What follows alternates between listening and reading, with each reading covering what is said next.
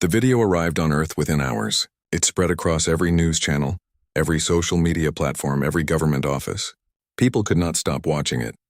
A small girl with brown hair running and playing, the tall alien officer, the collision, Emma's polite apology, then the slap that echoed across space. The United Earth Council called an emergency meeting within 24 hours. These meetings usually took weeks to organize, but this was different. This was urgent. Council members flew in from all over Earth and from nearby colonies. Everyone wanted to be there. Everyone wanted to have their say. Ambassador Patricia Cole stood in front of the council. She was a tall woman with gray hair and tired eyes. She had spent 20 years of her life building relationships with the Viridians. She had learned their language, studied their culture, attended countless ceremonies and meetings. She had believed that peace was possible. Now she had to face her own people and explain how an alien officer had struck a human child. Patricia had watched the video 17 times. Each time made her feel sick. She could not stop thinking about it.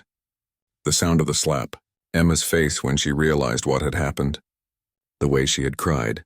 Senator Gregory Walsh was the first to speak. He was a large man with a red face and a loud voice. "They struck a child," he shouted, slamming his hand on the desk. "A little 8-year-old girl who said she was sorry. This isn't some cultural difference we can talk about. This is assault." The room erupted in noise. Dozens of voices all talking at once. Some people were angry. Some were scared. All of them wanted answers. Patricia raised her hand for silence. It took several minutes before people calmed down enough to listen. "I understand the anger," she began carefully. "I feel it too. What happened to Emma Hayes was wrong by our standards." "By our standards?" Senator Helen Cross stood up quickly. Her voice cut through the room like a knife. "Ambassador Cole, this isn't about standards. My office has received 10,000 messages in the last 12 hours. Parents all over Earth are looking at that video and seeing their own children. They're terrified. They're furious. You need to give us a response that shows we protect our people."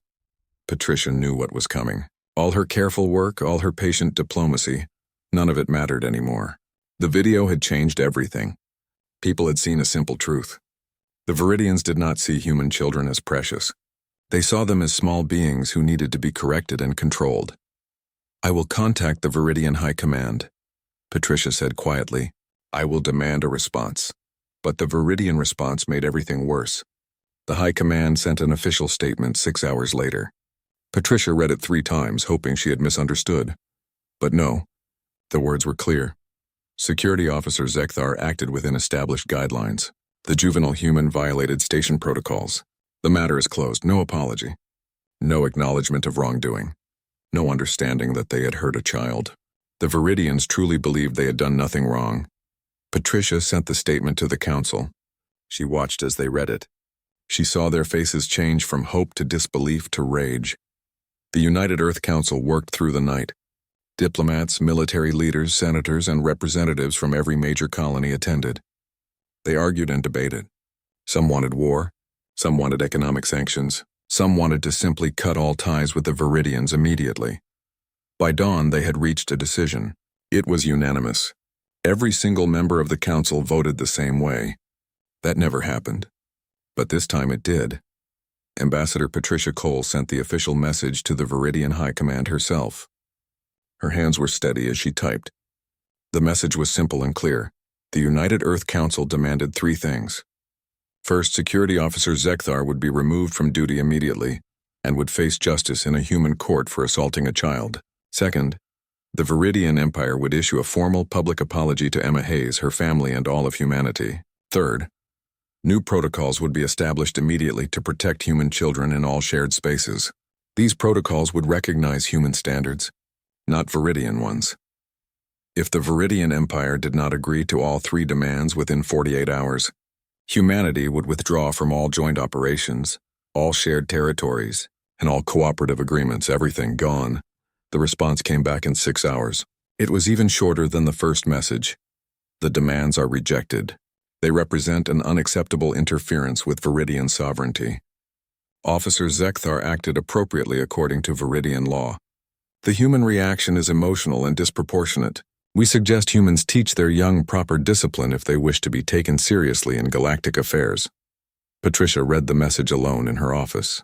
Then she put her head in her hands and cried.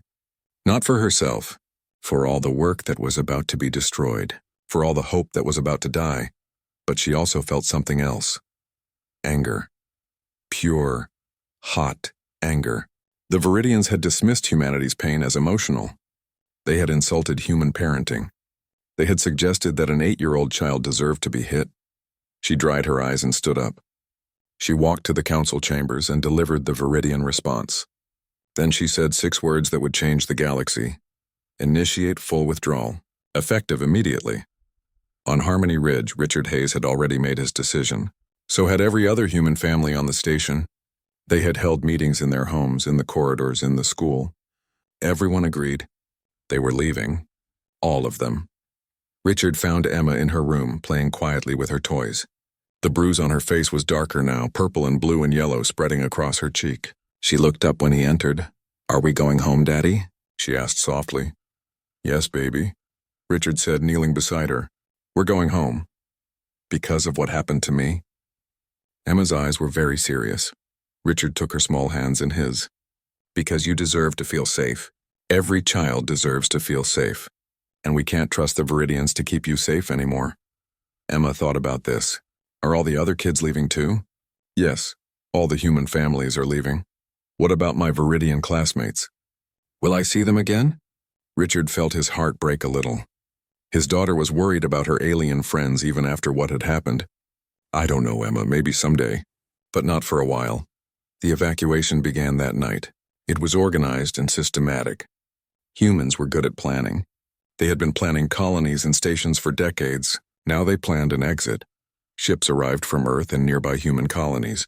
Big cargo ships, passenger transports, military vessels. They came to collect everything humanity had built on Harmony Ridge. The advanced medical equipment. The agricultural systems that grew food. The water purification plants. The computer networks. The furniture from homes. The paintings from walls, everything. If humans had built it, humans were taking it with them. Captain Derek Stone commanded the civilian transport fleet. He was an old man with white hair and hard eyes. He had fought in wars. He had seen species make terrible mistakes. He watched the Viridians standing around confused by what was happening. They really don't understand, his second officer said. Her name was Kate Morgan and she had a daughter Emma's age. They think we're overreacting, Derek said quietly. They think we'll calm down and come back. They don't understand that we'll never forget what they did. The Viridians did think that. Their economic analysts ran calculations and made predictions. They concluded that humans would return within 3 to 6 months. The cost of breaking all their agreements would be too high. Humans needed Viridian technology. Humans needed Viridian trade routes. Humans would have no choice but to come back and apologize. The analysts were completely wrong. As the human ships lifted off from Harmony Ridge, carrying thousands of people and millions of tons of equipment, the withdrawal spread. News of what humanity was doing reached other stations, other colonies, other joint projects, and everywhere. Humans began to leave. They pulled out of 17 shared space stations. They canceled 32 trade agreements. They withdrew from 71 cooperative scientific ventures. Projects that had taken years to establish were dismantled in days. The economic impact was enormous. Both sides lost money. Both sides lost opportunities. But humanity absorbed the losses with grim determination. They would pay any price rather than stay close to people who hurt their children. The alliance between humans and Centauri formed quickly. Within 3 weeks of Ambassador Corval's proposal, both species had signed formal agreements. These were different from the old agreements with the Viridians. They included specific protections for children. Any young member of either species would be protected by the laws of both governments. News of the human-Centauri alliance spread across the galaxy. Other species paid attention. They watched to see which side humanity was taking and which side was being left behind. The Mexari collective reached out next. They were an insect-like species who lived in vast hive cities. Despite their alien appearance, they cared for their young with incredible dedication. Young Mexari were raised by the entire community, protected and taught by hundreds of adults. Their ambassador arrived on Earth with a simple message. We understand what you did and why you did it. The Viridians showed disrespect for your young. No species worthy of friendship would do such a thing.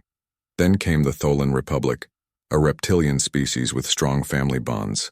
Then the Quartesh, who had been isolationist for centuries but decided humans were worth knowing. All of them had one thing in common. They valued family. They protected their children. They understood why humanity had walked away from the Viridians. Within a year of the incident, humanity had more allies than before. Different allies. Better allies. On Harmony Ridge, life had changed completely.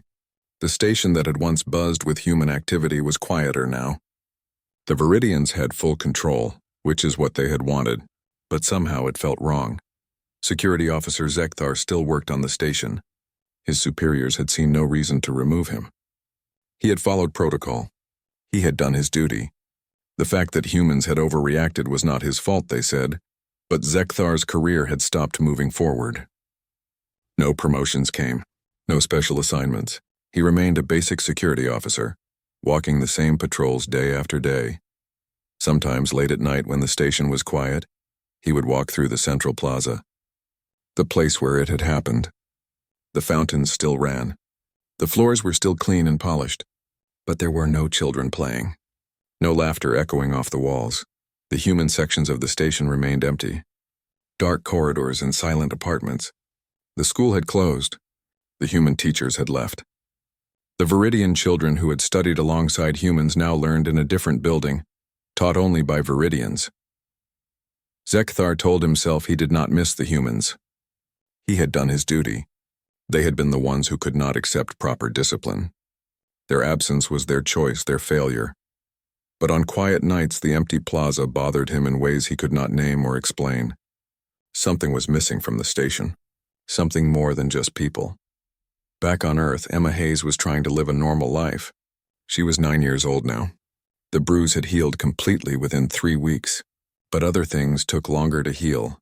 She had nightmares sometimes, dreams where she was running and playing. Then suddenly a tall figure would appear and she would wake up scared. Her parents took her to counselors who helped her talk about what happened. Slowly, the nightmares came less often. Emma went to a regular school now with only human children. She missed some of her alien friends from Harmony Ridge. There was a Viridian girl named Selkith who had been in her class. They had played together and shared lunches. Emma wondered if Selkith remembered her, but mostly Emma was okay. Children are resilient. They heal and move forward. She had friends. She did well in school. She played and laughed. The incident had not broken her. Her father, Richard, had changed more than she had. He was quieter now, more careful. He had retired from his command position. The politics and stress had worn him down. He became a teacher instead, working at a local school on Earth. Claire, Emma's mother, had become an advocate for children's rights in interspecies relations. She gave speeches and wrote articles. She made sure that when humanity made new alliances, those alliances included strong protections for young ones.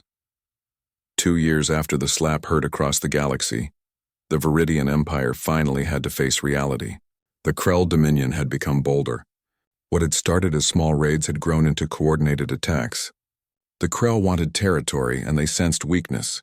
The Viridian military was stretched thin. They had good ships and skilled officers, but they did not have enough of them to cover all the space they needed to protect. Battles that they would have won easily with human support became difficult struggles. High Commander Velkoth sat in an emergency meeting with the Viridian High Council. The most powerful leaders of the Viridian Empire were all present. Their crystalline skin showed various shades of worried colors. "We have lost 3 outposts in 2 months, Velkoth reported. His voice was steady, but his skin flickered with anxious blue. "The Krell are pushing harder. They know we are vulnerable. What are our options?" the council leader asked. "We need more ships," Velkoth said. "We need to pull forces from other areas or—" He paused, knowing what he was about to say would be unpopular. "Or we need to restore our alliance with humanity." The room fell silent. For a long moment, no one spoke. The idea of going back to the humans, of admitting they had been wrong, went against everything Viridians valued. Pride and hierarchy were central to their culture. Admitting error was seen as weakness, but the council leader was practical above all else. His skin shifted to a thoughtful purple color. What would it take to restore the alliance? "The humans made their terms clear 2 years ago," Velkoth said. He pulled up the original message on a display screen. Everyone read it again. Officer Zekthar must face human justice. A formal apology must be issued. New protocols protecting human children must be established. These terms are still too much, one council member objected. We cannot allow a human court to judge a Viridian officer. Then we continue to fight the Krell alone, Velkoth said bluntly. And we continue to lose ground. The debate went on for hours. The Viridian Council was not used to being in a weak position. They were used to other species wanting their favor. The idea that humans had successfully walked away and did not need them back was still hard to accept. Finally, the council leader made a decision. Contact the human ambassador. Request a meeting. We will explore options for restoring relations. The message was sent to Ambassador Patricia Cole. She had remained the chief diplomat for human Viridian relations, even though there had been no relations for 2 years. She kept the position in case this day came. A part of her had always known it would. Patricia read the Viridian message 3 times. It was carefully worded. They wanted to explore options and discuss mutual concerns. They did not apologize. They did not admit error. But they were reaching out. She took the message to the United Earth Council. They discussed it for 2 full days. Some council members wanted to ignore the Viridians completely. Let them suffer, Senator Walsh argued. They earned it, but others were more practical. The Krell are dangerous, Senator Cross pointed out. If they destroy the Viridian Empire, they'll come for us next. Better to have the Viridians as allies than to have the Krell as neighbors. After much debate, the council authorized Patricia to meet with the Viridians, but their instructions were clear. Humanity's terms had not changed. Not one word. The meeting took place on a neutral station, far from both human and Viridian space. Patricia arrived with a small team. High Commander Velkoth came with his advisors. Both sides were cautious, formal. They met in a simple conference room. Patricia sat on one side of the table. Velkoth sat on the other. For a moment, they just looked at each other. Velkoth's skin showed purple, the color of acknowledgement or careful thought. When he spoke, his words were chosen very carefully. We wish to discuss the restoration of cooperative relations between our peoples. Do you?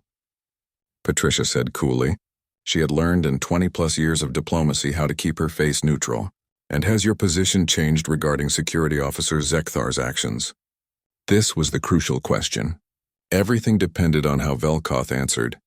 His skin flickered through several colors, red, orange, blue, finally settling on purple again. We understand now that human young required different protocols than Viridian young.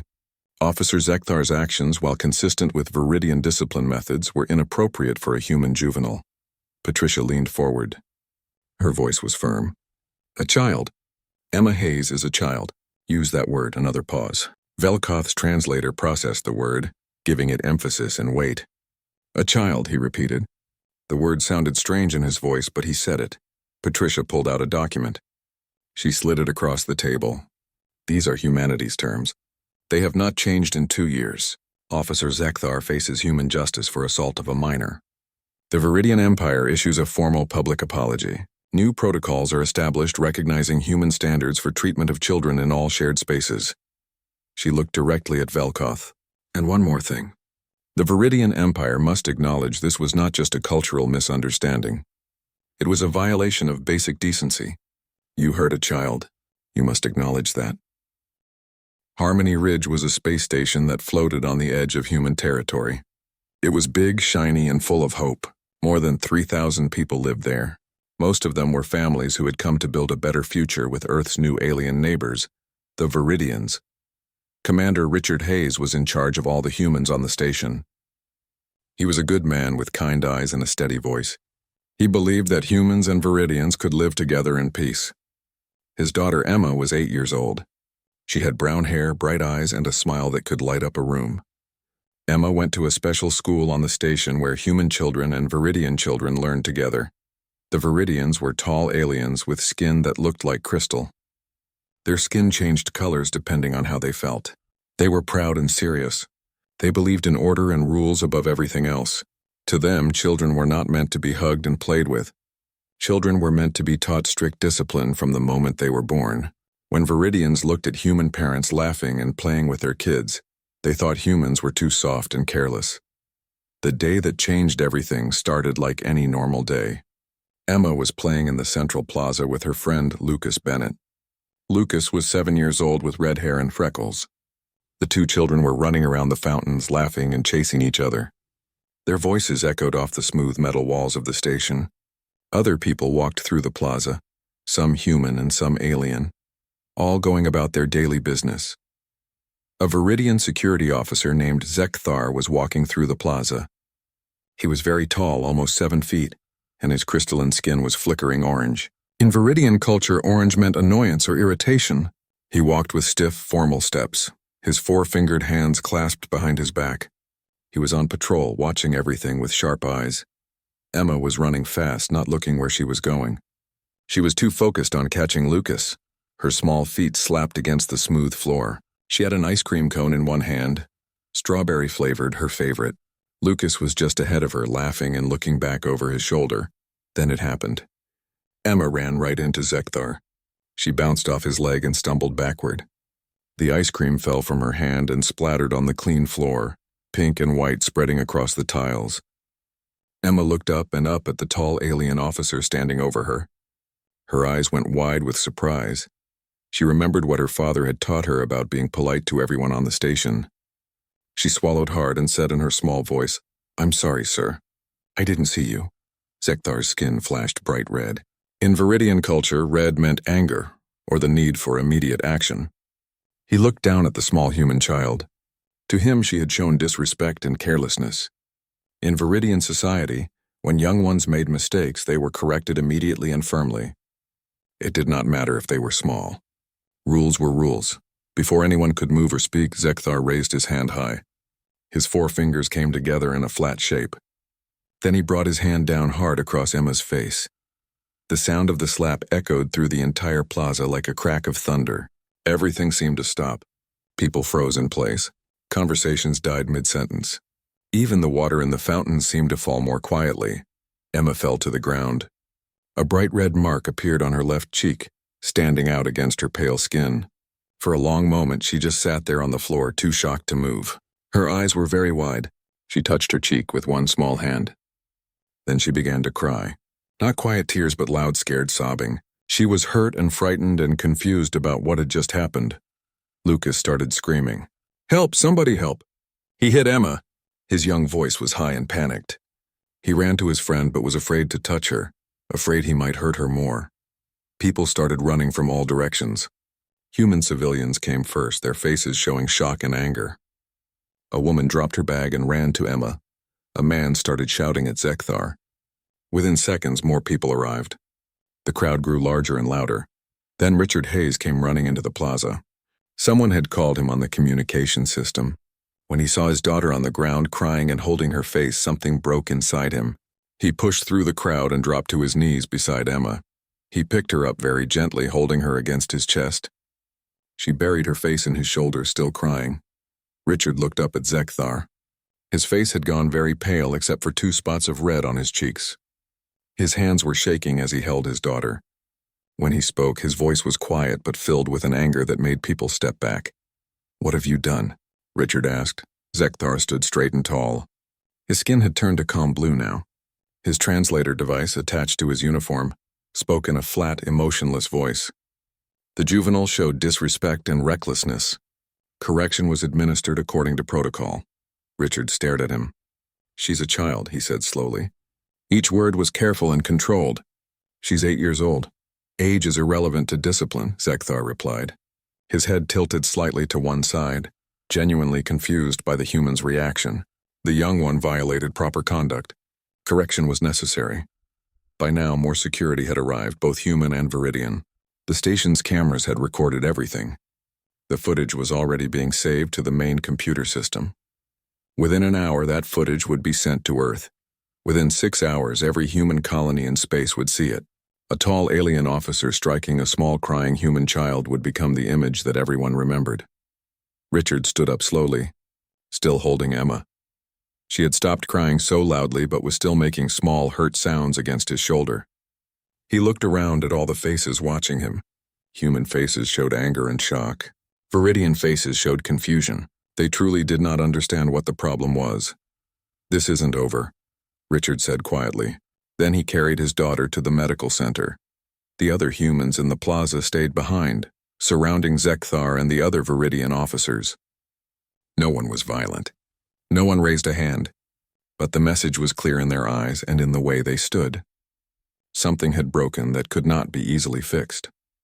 In the medical center, a doctor examined Emma's face. The bruise was already forming, dark purple and blue spreading across her cheek. She would be fine physically.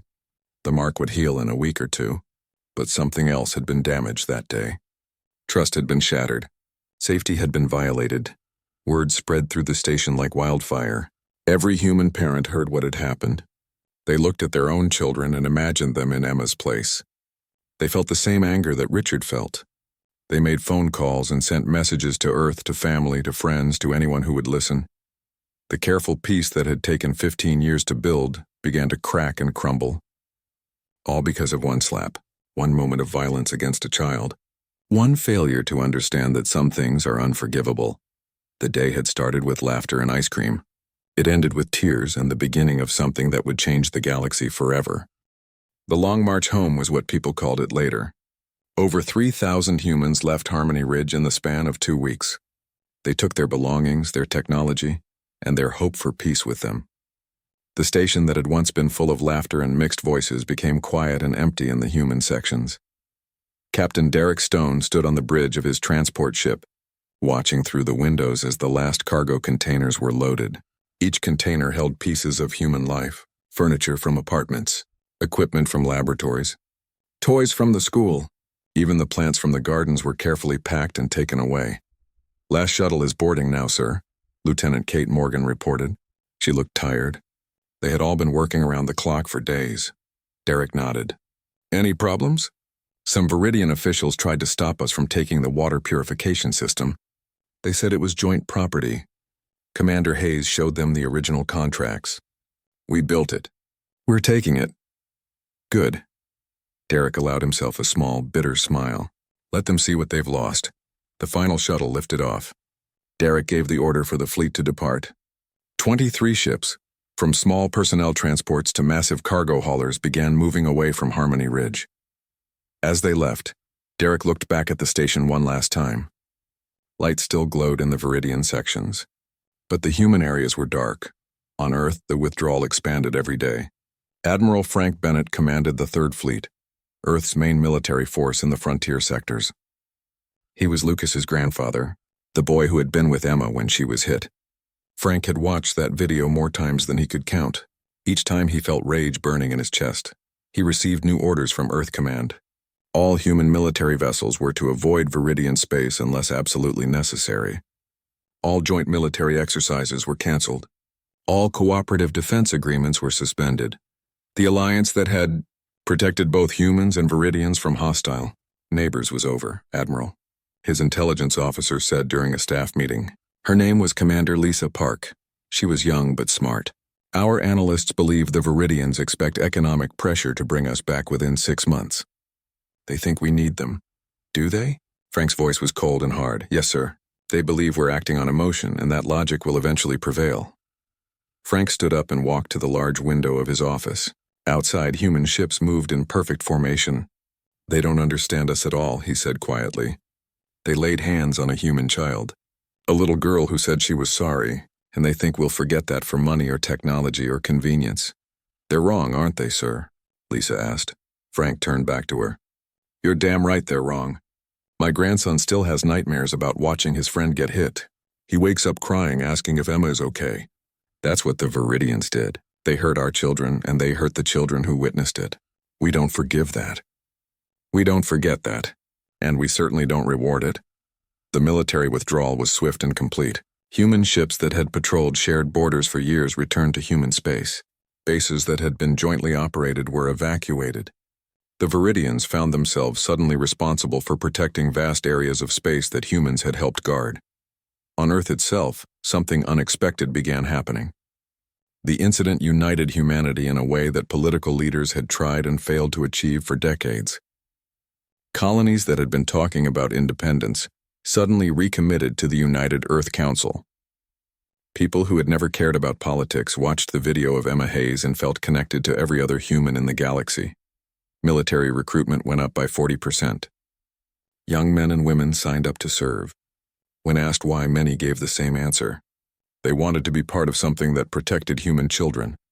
Research funding increased by 300%. Scientists worked overtime developing technology that did not rely on Viridian knowledge sharing. Humanity had always been innovative when pressed. Now they were pressed and innovation exploded. Companies found new trade routes that avoided Viridian space entirely. They made contact with other species, some friendly and some neutral. Human merchant ships began carrying goods to places they had never gone before. The economic analysts on Earth ran their own calculations. Yes, breaking with the Viridians hurt. Yes, there were costs. But humanity could bear them. More importantly, humanity wanted to bear them. The price was worth paying.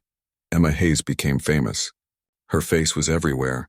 News shows, social media, government announcements. She was the child who had changed everything. Her parents, Richard and his wife Claire, tried to protect her from the attention. But it was hard. Finally, they agreed to let Emma speak at one carefully planned press conference. She was nervous. She wore a pretty blue dress and her mother had brushed her hair carefully. The bruise on her face was fading but still visible. Yellow and green now instead of purple and blue. Emma stood at a podium that had been lowered for her height. Cameras pointed at her from every direction. Lights were bright. Hundreds of reporters waited to hear what she would say. She cleared her throat and spoke in her small, clear voice. I just want kids to be safe, all kids. Human kids and alien kids. Everyone should be nice to kids, that was all she said. But it was enough.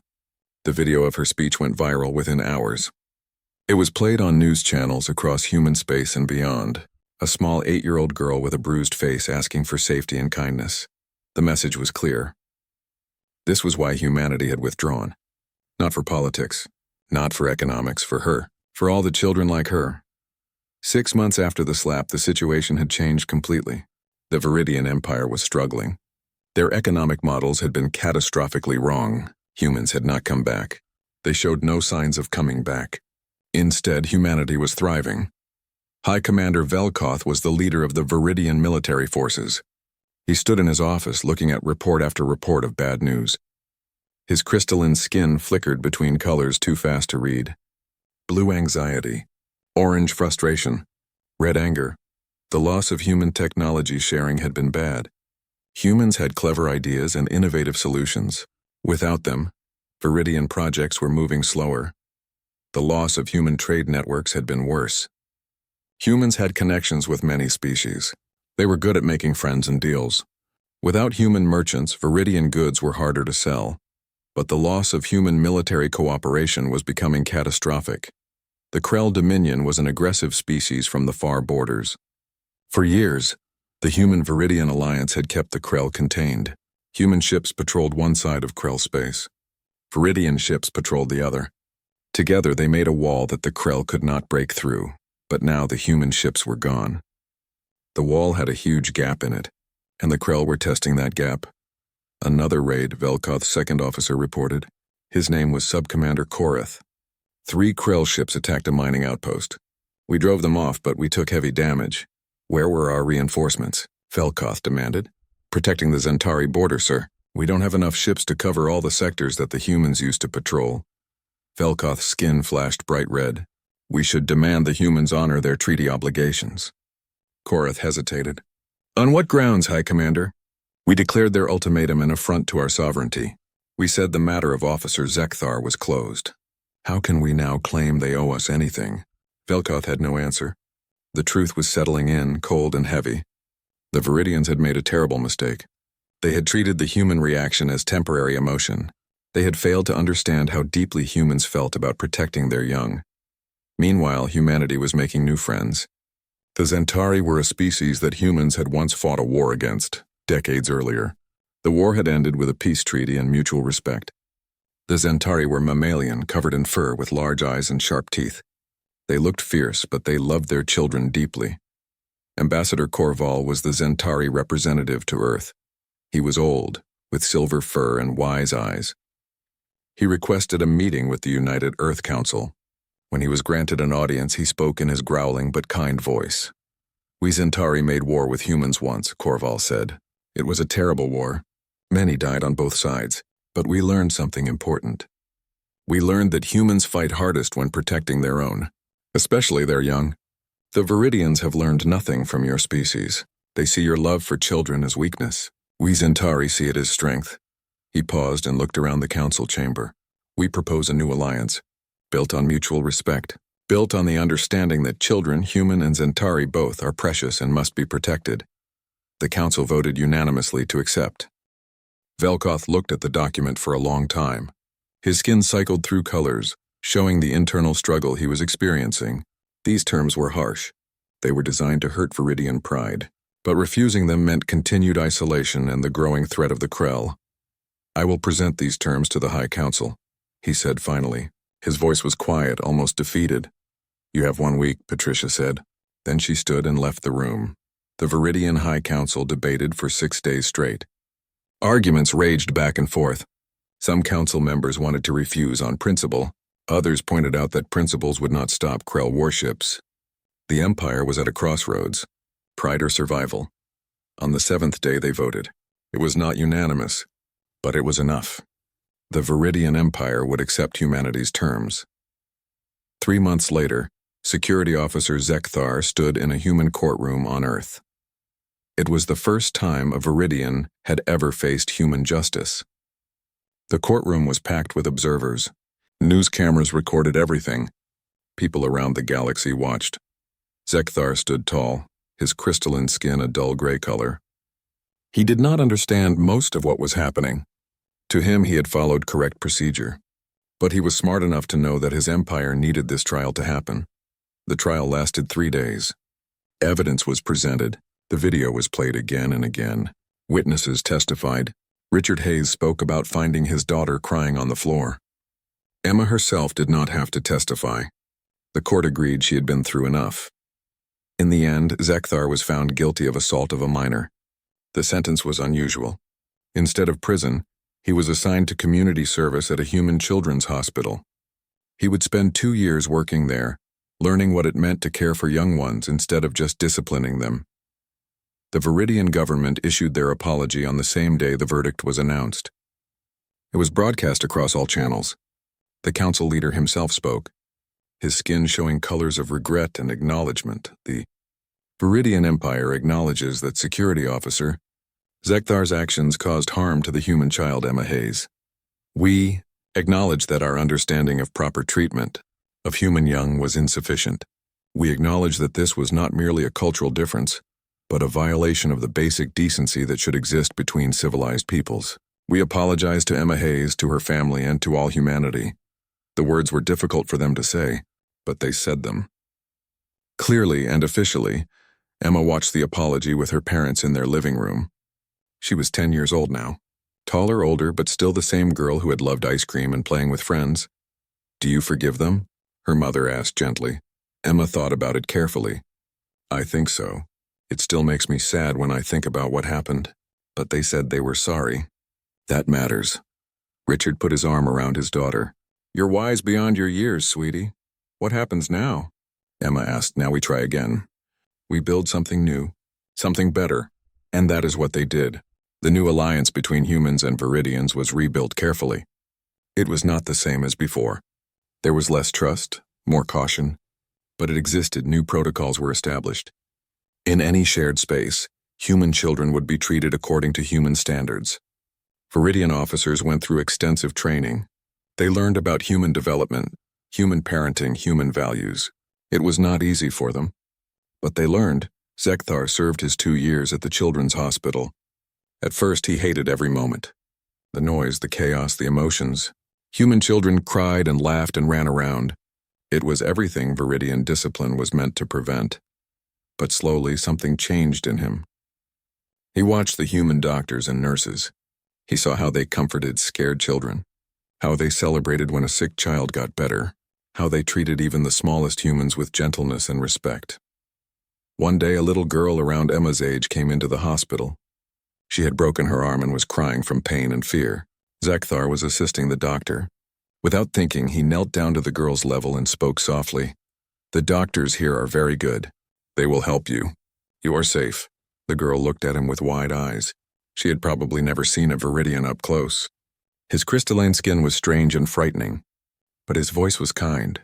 She stopped crying as much.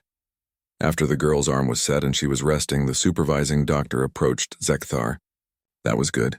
You're learning." Zekthar's skin showed thoughtful purple. "I am beginning to understand. Human young are not simply small adults to be corrected. They are something different, something that requires care." "Yes," the doctor said. "They require care. And love and protection, always protection." 2 years after his trial, Zekthar returned to the Viridian Empire. He was assigned to a new position, training other Viridian officers who would work in shared spaces. He taught them what he had learned. Not everyone listened, but some did. Slowly, the Viridian understanding of humanity deepened. Emma Hayes grew up in a changed galaxy. By the time she was 15, the incident that had made her famous seemed like ancient history to her. She had moved on with her life. She was interested in biology and wanted to be a doctor someday. Sometimes reporters still wanted to interview her. She usually said no, but on the 5th anniversary of the incident, she agreed to one interview. "Do you think what happened to you changed things for the better?" the reporter asked. Emma, now a thoughtful teenager, considered the question carefully.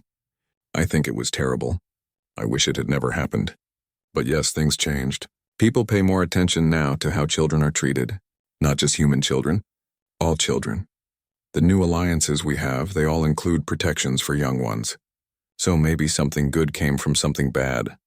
Do you have any message for other kids who might face difficult situations?" Emma smiled slightly. "Speak up. Tell adults when something is wrong. And remember that even when bad things happen, good people will fight to make things better." Richard Hayes eventually returned to space. The New Harmony station, rebuilt under the updated Human-Zentari Alliance, needed experienced administrators. Richard agreed to serve as the civilian coordinator. This station was different from the old one. It had clear rules about children. It had better training for all personnel. And it had a memorial in the central plaza. The memorial was a simple fountain with a plaque. The plaque read, "In memory of the day we learned that protecting the innocent must always come first. May we never forget no names were listed. No details about what had happened. Just a reminder. Children of many species played around that fountain every day. Human children, Zentari cubs, Tholan hatchlings, and yes, some young Viridians too. They ran and laughed and sometimes bumped into adults. When they did, those adults smiled and helped them up and sent them back to play. Because everyone who worked on the New Harmony station understood the lesson that had been bought with Emma's tears. Children are precious. Children are to be protected. Children are never, ever to be harmed." Admiral Frank Bennett lived to see his grandson Lucas graduate from the Fleet Academy. The young man had chosen to serve in the military, partly because of what he had witnessed as a 7-year-old child. He wanted to be part of something that protected people. "Are you proud of what we built?" Lucas asked his grandfather at the graduation ceremony. Frank looked around at the new graduates, humans standing alongside Zentari, Tholan, and even a few Viridians, who had chosen to serve in the integrated fleet. "Yes," he said. "It's not perfect, but it's honest. We know where everyone stands. We know what our allies truly value." The galaxy had changed in the 5 years since a Viridian officer slapped a human child. The political map was different. Alliance structures had shifted. New friends had been made, and old relationships had been rebuilt on more honest foundations. Humanity was not more powerful militarily than before. They were not richer, but they had something else. They had proven what they stood for. They had shown that some principles were more important than convenience or profit. Other species respected that. Even species that did not share all human values respected the fact that humans knew what they valued and would fight to protect it.